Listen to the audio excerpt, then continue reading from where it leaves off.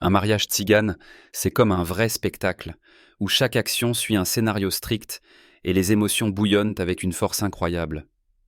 Ici, l'amour se mêle aux arrangements familiaux, les épreuves pour le marié peuvent ressembler à un tournoi de chevalerie ancien, et la robe de la mariée la transforme en une princesse de conte de fées, couverte d'or. Mais le plus étonnant, ce sont les rituels qui laissent les invités bouche bée. Dans certaines communautés tziganes, le marié doit prouver sa force et sa générosité, tandis que la mariée passe des épreuves qui peuvent sembler surprenantes de nos jours. Et vous savez quelle tradition suscite le plus de débats ? L'enlèvement symbolique de la mariée. Pour certains, c'est un jeu romantique, pour d'autres, une épreuve sérieuse, et ailleurs, on ne peut tout simplement pas s'en passer. Et ce n'est que le début. Aujourd'hui, nous allons plonger dans le monde des rituels de mariage les plus insolites, qui défient l'imagination et ne laissent personne indifférent. Installez-vous confortablement. Un voyage dans une culture où les traditions sont plus fortes que le temps vous attend. Dans la culture tzigane, le mariage n'est pas seulement l'union de deux cœurs, mais un événement important qui affecte toute la famille. Ici, il est rare de trouver des couples qui se sont mariés uniquement par amour, car le choix de la mariée se fait souvent par accord entre les familles. Les parents se mettent d'accord sur le mariage bien avant la cérémonie, et parfois même dès l'enfance. Imaginez que les parents de 2 enfants savent déjà que, lorsqu'ils grandiront, leurs destins seront liés. Cela peut nous sembler étrange, mais pour les tziganes, cette approche est considérée comme la clé d'un mariage solide et heureux. Après tout, les parents savent de mieux qui conviendra à leur enfant, et surtout, ils veillent à ce que l'union soit avantageuse et renforce les liens entre les familles. Mais se mettre d'accord n'est pas suffisant. Le statut joue un rôle important, car les communautés tziganes sont divisées en différents groupes et un mariage entre membres de groupes différents est extrêmement rare. L'âge du mariage diffère également beaucoup de ce à quoi nous sommes habitués. De nombreuses jeunes filles tziganes se marient dès l'adolescence, souvent entre 15 et 18 ans. Les garçons, quant à eux, se marient généralement un peu plus tard, car ils doivent prouver leur capacité à subvenir aux besoins de la famille. Dans certaines communautés, la demande en mariage est une véritable cérémonie, où les familles discutent non seulement du mariage, mais aussi des conditions dans lesquelles il sera conclu. Par exemple, elles décident du montant que la famille du marié paiera pour la mariée, des cadeaux qui seront offerts aux proches, ainsi que des obligations de la future épouse. Souvent, ces négociations impliquent non seulement les parents, mais aussi les anciens, car leur avis a beaucoup de poids. Il est intéressant de noter que dans certaines régions, il existe une tradition selon laquelle la mariée peut être choisie non seulement par les parents, mais aussi par le marié lui-même. Cependant, il ne peut le faire qu'avec l'approbation de la famille. Dans de rares cas, les jeunes peuvent se marier par consentement mutuel, mais même alors, ils doivent obtenir le soutien des aînés. S'ils s'opposent au mariage, il n'y aura pas de cérémonie. C'est pourquoi, bien que rare, il arrive que des amoureux s'enfuient pour se marier contre la volonté de leurs parents. Et même si le mariage est arrangé, le divorce est rare dans la communauté tzigane. Car la famille est ce qu'il y a de plus important. Et enfreindre les traditions signifie mettre en danger non seulement soi-même, mais aussi la réputation de tout le clan. Les épreuves pour la future mariée. Avant le mariage, une jeune fille tzigane doit prouver qu'elle est prête pour la vie de famille. Et pour cela, il existe des épreuves spéciales. Ce n'est pas juste un test, mais un véritable rituel qui montre ses compétences ménagères, son assiduité et sa préparation à être une bonne épouse. Dans certaines communautés, la future mariée doit, avant le mariage, préparer elle-même un grand repas de fête pour toute la famille du marié, et ce n'est pas juste quelques plats, mais un véritable festin. Imaginez une jeune fille préparant de la nourriture pour plusieurs dizaines de personnes, tout en veillant à ce que tout soit parfait. Car toute insatisfaction de la part des aînés peut influencer sa position dans sa nouvelle famille. Mais l'épreuve principale n'est pas seulement de savoir cuisiner. Il est important de montrer du respect pour les traditions, d'être modeste et obéissante. Dans certaines régions, la future mariée doit prouver qu'elle sait gérer les tâches ménagères. Par exemple, on lui donne une tâche difficile comme laver des tissus lourds à la main ou nettoyer rapidement une grande maison. Ces épreuves ne sont pas fortuites, car dans une famille tzigane, La femme est responsable du bien-être et du confort du foyer. Un autre rituel intéressant est lié à la capacité de danser. Dans certains groupes tziganes, la jeune fille doit exécuter une danse traditionnelle devant les proches du marié avant le mariage, pour montrer sa grâce, sa souplesse et sa capacité à faire plaisir à son mari. On dit qu'une bonne danseuse sera une épouse heureuse et que son mariage portera chance. Savoir coudre et broder joue également un rôle important. Dans certaines familles, la future mariée doit préparer sa propre tenue de mariage ou au moins la décorer elle-même. C'est le symbole qu'elle sera une épouse et une mère attentionnée, et que sa maison sera toujours remplie de confort. Mais le plus important, c'est son comportement. La jeune fille doit se comporter dignement, ne pas argumenter avec ses aînés, montrer du respect envers ses futurs proches. Toute erreur peut influencer sa position dans sa nouvelle famille, donc ces épreuves ne sont pas seulement des tests de compétences, mais aussi une étape importante pour entrer dans sa nouvelle vie. De nos jours, ces traditions changent, mais dans les communautés conservatrices, elles jouent encore un rôle énorme. Salut les amis, n'oubliez pas de vous abonner à ma chaîne Monde sans frontières, ça m'aidera à développer le contenu et vous permettra d'être toujours au courant des dernières vidéos. Vos likes sont le meilleur soutien, alors n'hésitez pas à en mettre. Et maintenant, c'est parti. Les épreuves pour le futur marié. Dans la culture tzigane, le futur marié doit aussi passer une série d'épreuves pour prouver qu'il est prêt pour le mariage. Mais contrairement à la future mariée, pour un homme, l'important est de démontrer sa force, son endurance, sa générosité et son respect des traditions. Dans certaines communautés, avant le mariage, le jeune homme doit accomplir une épreuve physique, comme soulever un objet lourd, courir une certaine distance ou montrer ses compétences en combat. Cela symbolise sa capacité à protéger sa famille et à être un soutien pour sa future épouse. Autrefois, ces épreuves étaient de véritables compétitions, semblables à des tournois, où les hommes montraient leur agilité et leur force. Aujourd'hui, ces traditions disparaissent progressivement, mais dans certains endroits, elles existent encore. Mais l'épreuve la plus importante est le test de générosité. Le futur marié doit montrer qu'il est capable de subvenir aux besoins de sa famille, donc souvent, il offre des cadeaux coûteux à la famille de la future mariée.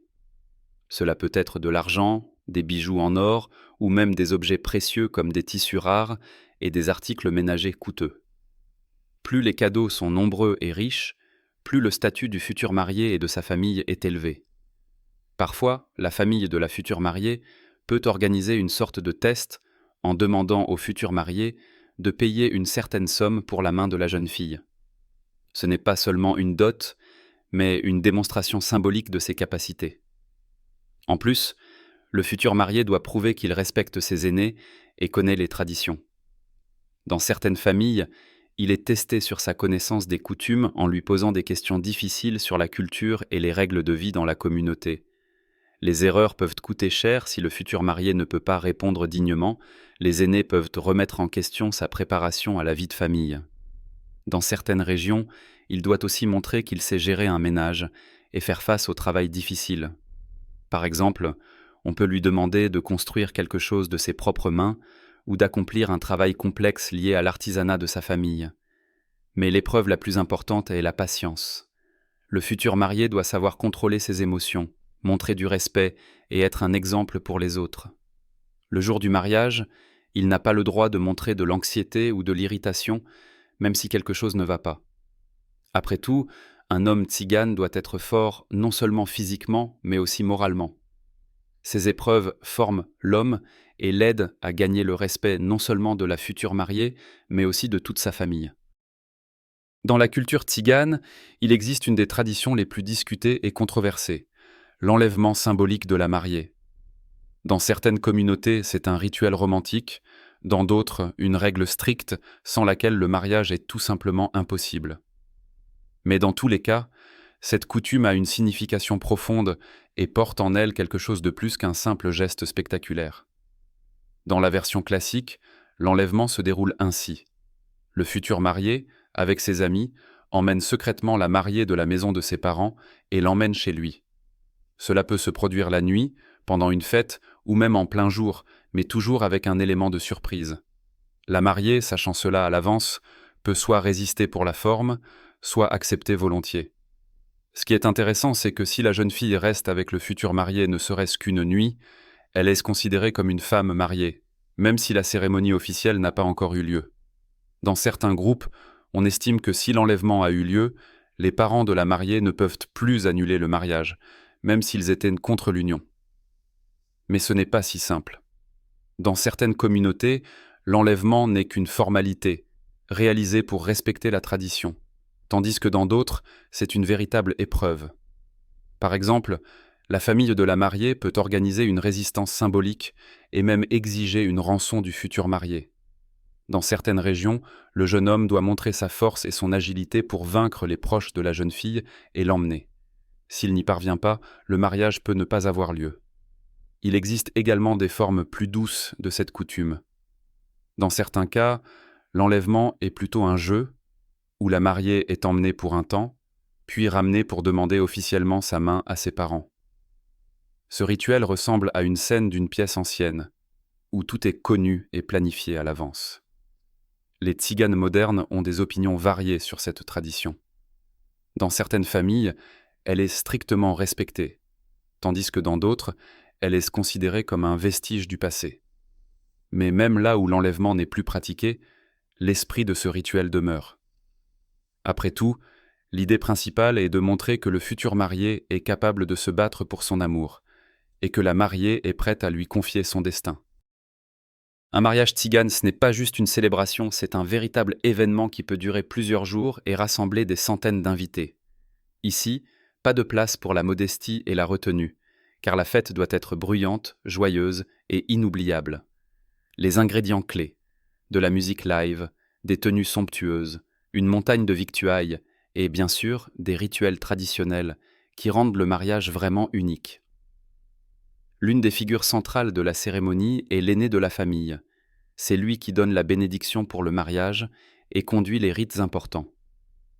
Dans certaines communautés, avant le mariage, les futurs mariés doivent obtenir l'approbation non seulement des parents, mais aussi des membres plus âgés de la famille. Sans cela, le mariage n'est pas considéré comme complet. Une attention particulière est portée au cortège de mariage. Parfois, les invités arrivent en véritable caravane.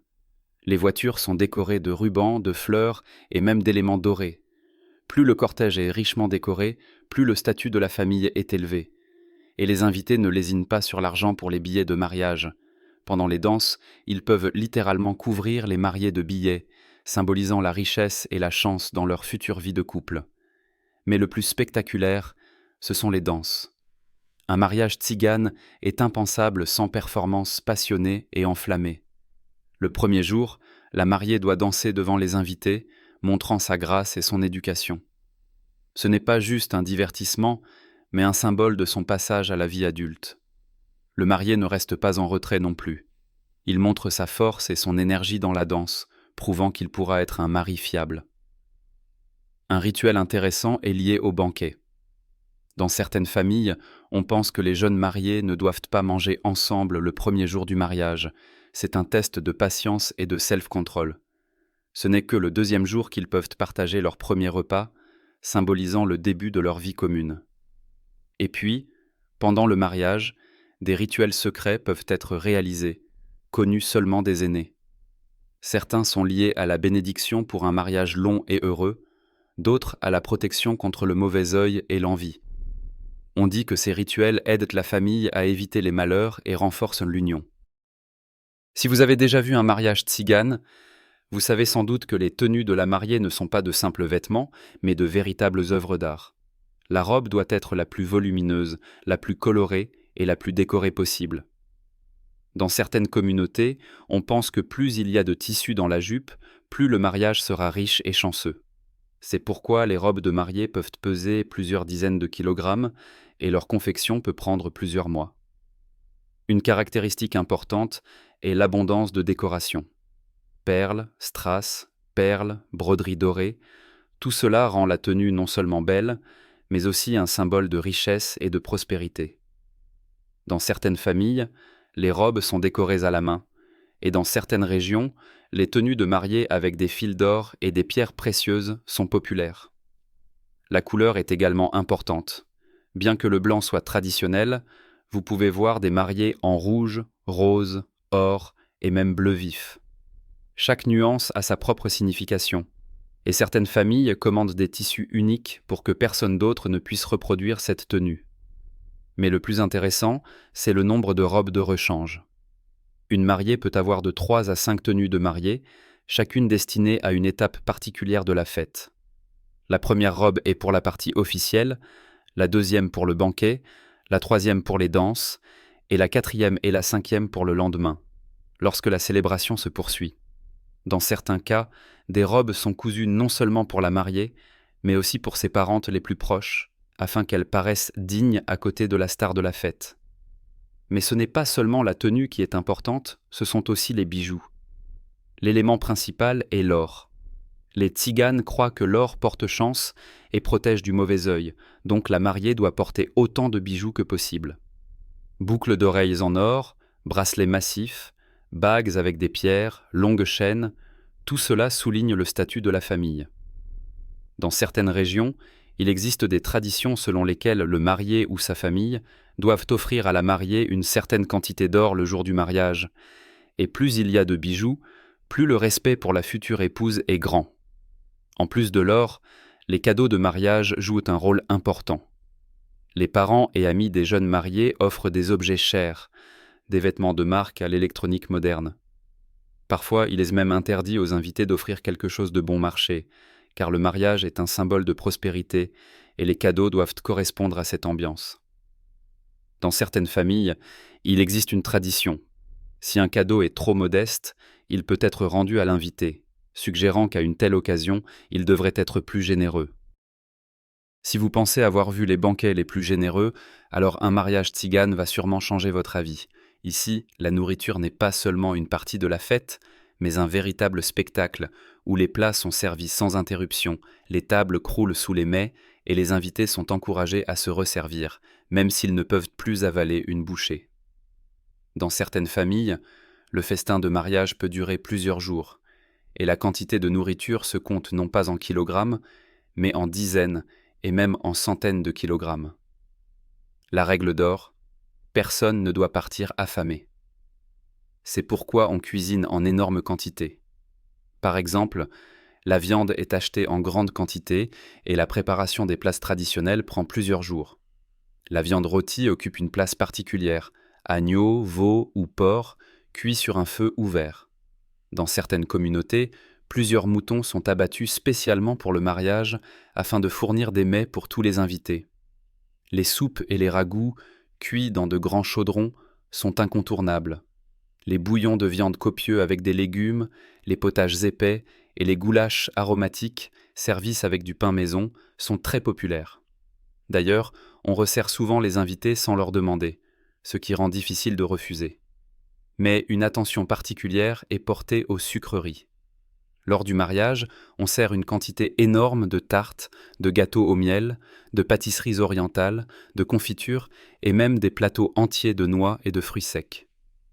Dans certaines familles, des pâtissiers sont spécialement engagés pour créer un gigantesque gâteau de mariage pouvant peser plusieurs dizaines de kilogrammes.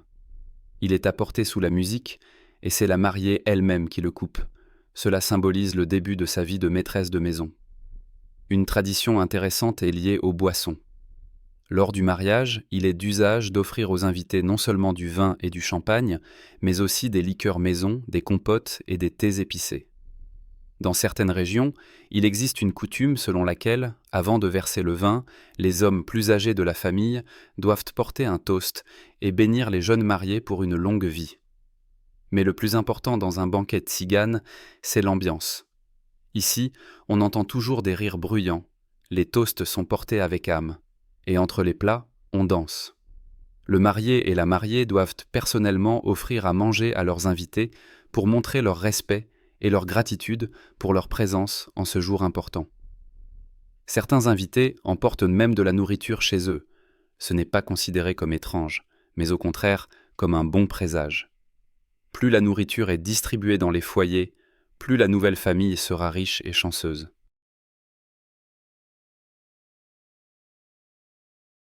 Les mariages tziganes sont entourés non seulement de traditions, mais aussi de nombreux rituels mystiques qui protègent les jeunes mariés du mauvais œil, des malheurs et des épreuves. La croyance dans les signes du destin et les présages est si forte que sans rituels spéciaux, le mariage peut ne pas avoir lieu ou être reporté à une autre date. Tout commence même avant la cérémonie. Les anciens et les femmes de la famille surveillent attentivement les signes pour s'assurer que le jour du mariage est propice. Si ce jour-là quelqu'un casse accidentellement de la vaisselle, entend une mauvaise nouvelle ou croise un chat noir, la cérémonie peut être reportée. Mais même si la date est choisie correctement, les jeunes mariés doivent passer par une série de rituels. L'un des plus courants est le rituel de purification. La mariée peut être purifiée avec la fumée d'herbe, et le marié est conseillé de garder un morceau de sel ou une pièce d'argent dans sa poche avant le mariage pour se protéger des mauvais regards. Dans certaines familles, les femmes plus âgées de la tribu effectuent un rituel spécial avec de l'eau. Avant que la mariée ne parte rejoindre le marié, elles lui lavent les mains et le visage avec de l'eau dans laquelle elles ajoutent des pétales de rose ou une goutte de miel. Cela symbolise la pureté et une vie douce dans le mariage. Un autre rituel important est lié à la protection contre l'envie. Le jour du mariage, la mariée peut porter un amulette spécial ou une épingle cachée dans l'ourlet de sa robe pour que personne ne puisse nuire à son bonheur. Dans certaines communautés, les mères de la mariée attachent un fil rouge autour du poignet de leur fille, qui doit rester jusqu'à la fin de la cérémonie. Et si la mariée trébuche accidentellement en allant à l'autel ou renverse quelque chose sur sa robe, c'est considéré comme un mauvais signe, et les anciens doivent rapidement effectuer un rituel pour neutraliser le négatif. Il y a aussi des traditions inhabituelles liées aux mariés. Par exemple, il lui est interdit de se regarder dans le miroir avant la cérémonie. On dit que cela peut apporter de la malchance dans la vie de couple. Aussi, dans certaines familles, le marié doit entrer dans la maison en posant le pied droit en premier pour que la maison où il amènera la mariée soit solide et fiable. Un rituel intéressant est également lié aux invités. Avant le début du banquet de mariage, la femme la plus âgée de la famille peut jeter quelques grains de blé ou des pièces de monnaie dans les coins de la salle pour qu'il y ait toujours de l'abondance dans la maison. Et pendant la fête, on surveille les bougies. Si la flamme brûle uniformément, cela signifie que les jeunes mariés auront une vie paisible et heureuse. Mais si une bougie commence soudainement à crépiter ou s'éteint, c'est considéré comme un avertissement, et les parents les plus âgés doivent rapidement donner leur bénédiction aux jeunes pour éloigner le malheur. Dans la culture tzigane, la première nuit de noces n'est pas seulement un événement romantique, mais un rituel important qui détermine le statut de la mariée et influence sa vie future. Dans les communautés traditionnelles, ce moment est entouré de rituels spéciaux, de vérifications et de règles strictes, car la famille du marié doit s'assurer que la mariée était bien pure avant le mariage. Dans certaines familles, avant la première nuit de noces, une cérémonie de bénédiction spéciale est organisée. Les femmes plus âgées de la famille récitent des prières, purifient la chambre avec des herbes et effectuent même de petits rituels pour que le mariage soit solide. À ce moment-là, la mariée reçoit des conseils sur la vie de couple, expliquant son nouveau rôle.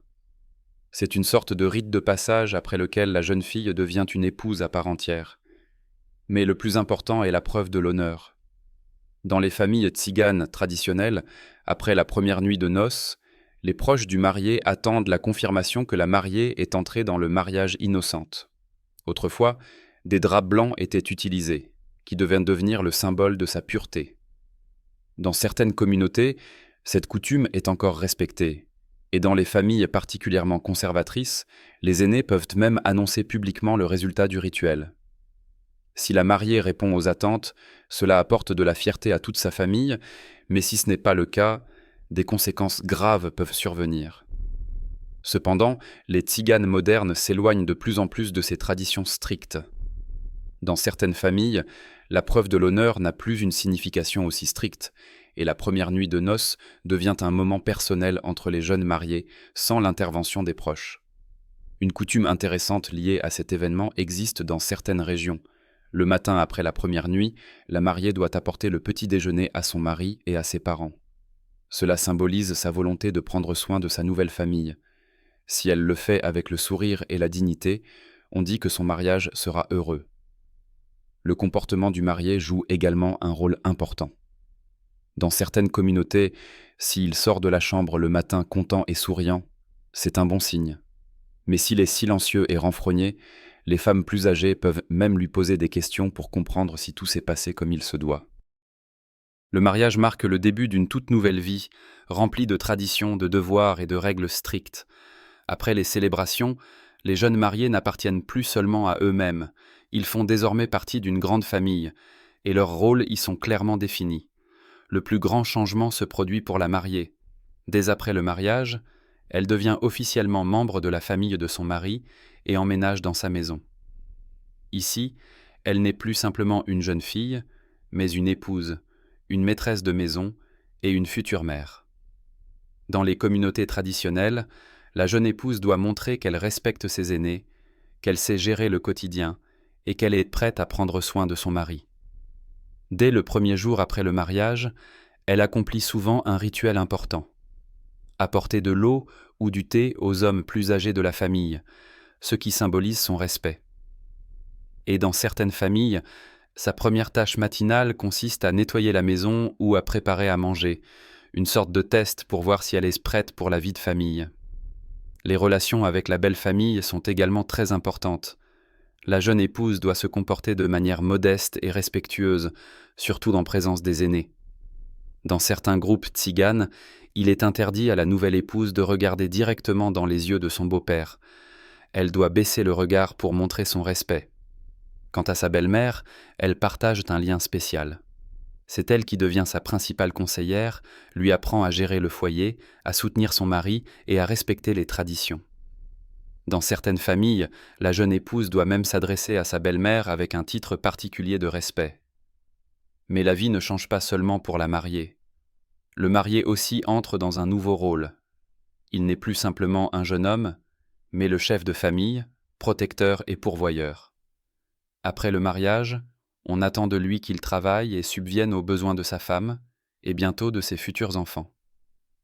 Dans certaines familles, le premier jour après le mariage, le marié reçoit une tâche symbolique, comme apporter de la nourriture à la maison ou gagner une petite somme d'argent. Cela doit montrer qu'il est capable de prendre soin de sa famille et d'assumer ses responsabilités. Il existe une coutume intéressante dans certaines communautés tziganes. Pendant les premiers jours après le mariage, les jeunes mariés peuvent ne pas sortir de la maison, passant du temps ensemble. Cela s'appelle le temps d'adaptation, où ils apprennent à être mari et femme, à communiquer à un nouveau niveau et à accepter leur rôle. Pendant cette période, les proches apportent souvent des friandises et de petits cadeaux, et les amis de la mariée peuvent venir avec des conseils sur la vie de couple. Le truc avec les mariages gitans, c'est leur grandeur. Tout est fait en grand. Les robes sont ornées d'or et de bijoux, les invités sont gâtés avec des montagnes de plats, et les festivités peuvent durer plusieurs jours. La preuve de l'honneur joue aussi un rôle important, une tradition qui reste encore inchangée dans certaines communautés.